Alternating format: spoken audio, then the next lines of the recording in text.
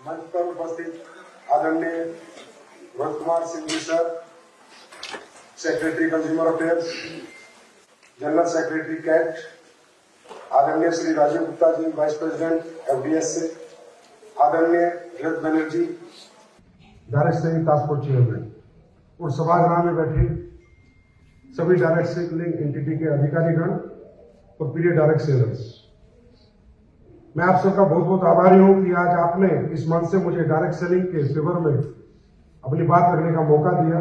तो सर, सबसे पहले तो हम बहुत बहुत धन्यवाद करते हैं भारत सरकार का, हमारी कंज्यूमर अफेयर्स मिनिस्ट्री का, हमारे सेक्रेटरी सर का और माननीय हमारे कंज्यूमर अफेयर्स मंत्री जी श्री पीयूष गोयल जी का, कि आज इनके अथक प्रयास, इनके समर्थन, सहयोग और हमारी एसोसिएशन के अथक प्रयास और प्रयत्न से इनका आशीर्वाद और साथ हमें मिला, जिससे हमें 2016 में डायरेक्ट सेलिंग की गाइडलाइंस मिली, 28 दिसंबर 2021 को हमें रूल्स मिले और रूल्स में एक छोटी सी डेफिनेशन मिस हो गई थी। वो बड़ी डेफिनेशन हमारे लिए थी नेटवर्क ऑफ सेलर्स की। हम अपनी प्रार्थना लेके सेक्रेटरी सर के दरबार में गए और सर ने एक ही बात पूछी कि यहाँ कितने बच्चे काम करते हैं। तो मैंने कहा सर बहुत सारे बच्चे काम करते हैं। तो सर ने, मैं रियली बता रहा हूँ, सर ने कहा मैं तुम्हारे साथ तुम्हारे साथ हूँ। और हमें 21 जून 2023 को वो डेफिनेशन प्राप्त हुई। सर, दो छोटी सी हमारी रिक्वेस्ट है, मैं आप सबकी तरफ से सर से प्रार्थना करना चाहूंगा। सबसे पहले मैं डायरेक्ट सेलिंग के बारे में थोड़ी सी अपनी एक परिभाषा देना चाहूंगा कि सर, जो हमारी डायरेक्ट सेलिंग इंडस्ट्री है, प्रैक्टिकली सेलिंग का बिजनेस नहीं है, शेयरिंग का बिजनेस है।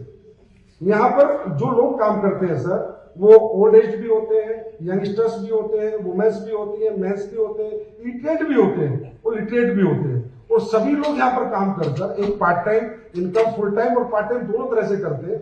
कुछ लोग कंज्यूमर ही बन जाते हैं, कुछ लोग नहीं भी करते। और सर, यहाँ पर कोई भी व्यक्ति एक अपना नेटवर्क डेवलप करके एक रेम्यूनरेशन प्राप्त करके अपना भविष्य, अपना जीवन यापन करता है। तो सर, ये जो इंडस्ट्री है यहाँ पर, अगर कोई, मतलब ऐसा नहीं है कि यहाँ पर लिटरेट ही आएगा, अगर कोई भी यहाँ पर कामयाब है तो वो सेलिंग नहीं करना जानता, वो बीबीएमपी मार्केटिंग नहीं है, और वो प्रोडक्ट शेयरिंग करना जानता है। तो हमारी इंडस्ट्री में जो प्रोडक्ट है सर, वो सबसे मेजर फैक्टर है। अगर उसकी क्वालिटी है तो व्यक्ति लेता है, उसको शेयर करता है, और शेयरिंग करते करते एक नेटवर्क डेवलप हो जाता है और उसको रेम्यूनरेशन आने लगता है, जिससे वो एक अपना अच्छा भविष्य बना लेता है। तो इसी में सर, हमारी आपने एक बहुत अच्छे हमें रूल दिए सर, हम बहुत अप्रिशिएट करते हैं। लेकिन एक छोटा सा अमेंडमेंट हम चाहेंगे सर, आपसे प्रार्थना कर रहे हैं कि रूल 3 के सब रूल 1 में क्लोज डी में जो डेफिनेशन है सर डायरेक्ट सेलिंग एंटिटी की, ये मैं आपको प्रार्थना पत्र बाद में दे दूंगा सर। इसमें थोड़ा सा अगर क्लियरिटी आ जाएगी सर, तो इजीएस्ट हो जाएगा हमें इथिकल डायरेक्ट सेलिंग की तरफ से कदम बढ़ाने के लिए। हम ये चाहते हैं कि सर, हम इथिकल डायरेक्ट सेलिंग की तरफ जैसे 2-3 कदम बढ़ा चुके हैं, मजबूत कदम बढ़े, जिससे देश के और बच्चे यहाँ पर आए, एम्प्लॉयमेंट हासिल करें और लोगों को इस इंडस्ट्री पे भरोसा और यकीन है। और सर, एक छोटा सा हमारा एक रिक्वेस्ट और है आपसे कि सर, हमारी इंडस्ट्री में 2016 में जब गाइडलाइंस आई तो पिरामिड का उल्लेख जरूर किया जाता है। तो पिरामिड का उल्लेख किया गया डायरेक्ट सेलिंग की गाइडलाइंस में, लेकिन सर फिर वो डिफाइन कर दिया गया कि ये प्रोडक्ट बेस पे लागू है। लेकिन अभी जब रूल्स आए फिर पिरामिड का उल्लेख किया गया। सर, आज मैं पिरामिड के बारे में सबके सामने बताना चाहूंगा कि पिरामिड होता क्या।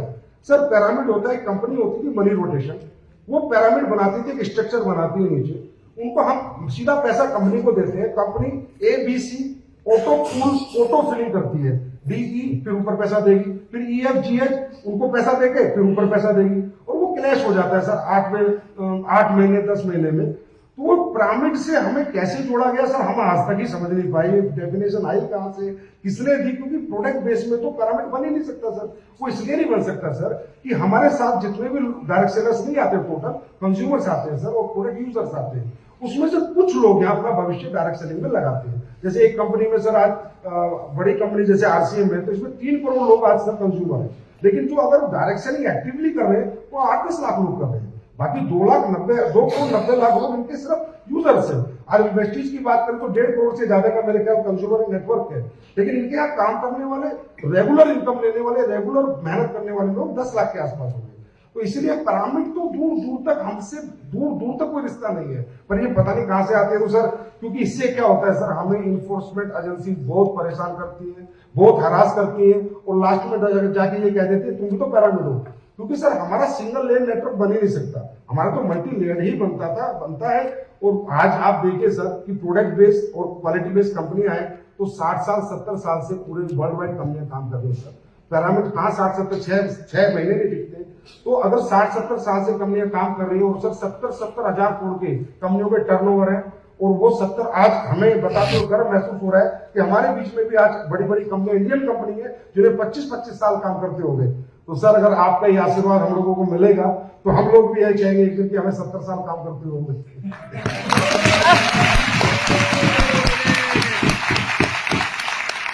तो सर इसी ये प्रार्थना हमारी आपसे है सर, और ये प्रार्थना हमारी, मुझे पता है सर आप जरूर पूरी करते हैं। जो भी हमने आपसे मांगा है आपने हमेशा स्वीकार किया है।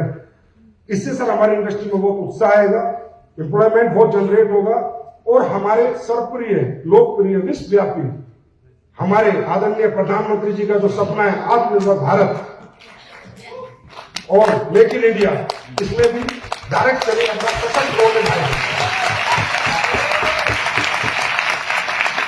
तो फिर एक बार आपसे प्रार्थना करते हुए अपनी वाणी को विराम देना चाहूंगा। जय हिंद, जय भारत, बहुत बहुत धन्यवाद।